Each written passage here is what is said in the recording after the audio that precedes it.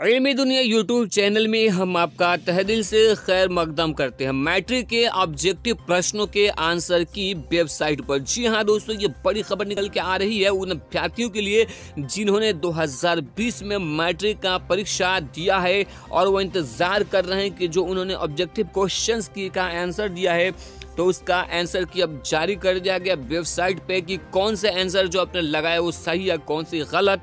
तो आप आंसर की से मिलान कर सकते हैं। तो हम पूरी खबर आपको इस वीडियो में देंगे, वीडियो को अंत तक जरूर देखिएगा।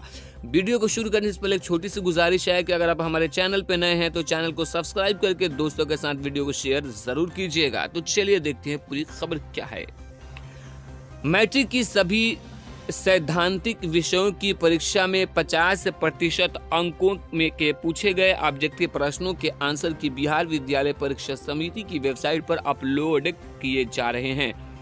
बिहार विद्यालय परीक्षा समिति के अध्यक्ष आनंद किशोर ने गुरुवार को बताया कि आंसर की के संबंध में अगर किसी व्यक्ति या परीक्षार्थी को कोई आपत्ति हो तो शुक्रवार 13 मार्च से 15 मार्च तक समिति की वेबसाइट पर अपनी आपत्ति दर्ज करा सकते हैं। उसके बाद की जाने वाली आपत्ति पर विचार नहीं होगा।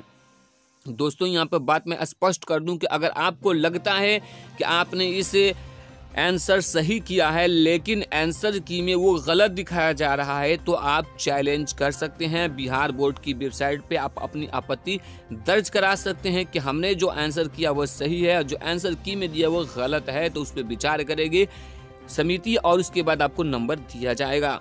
सभी सैद्धांतिक विषयों की परीक्षा में 50% अंकों के पूछे गए ऑब्जेक्टिव प्रश्नों के उत्तर परीक्षार्थियों द्वारा OMR शीट पर दिए गए थे।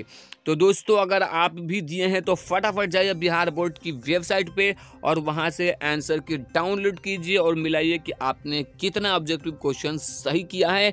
तो दोस्तों ये बहुत बड़ी खबर है कि आप अपना ऑब्जेक्टिव मिलाइए। वीडियो अगर अच्छी लगी तो लाइक करके अपने दोस्तों के साथ शेयर कीजिए ताकि वो भी अपना ऑब्जेक्टिव क्वेश्चंस का आंसर की चेक कर लें।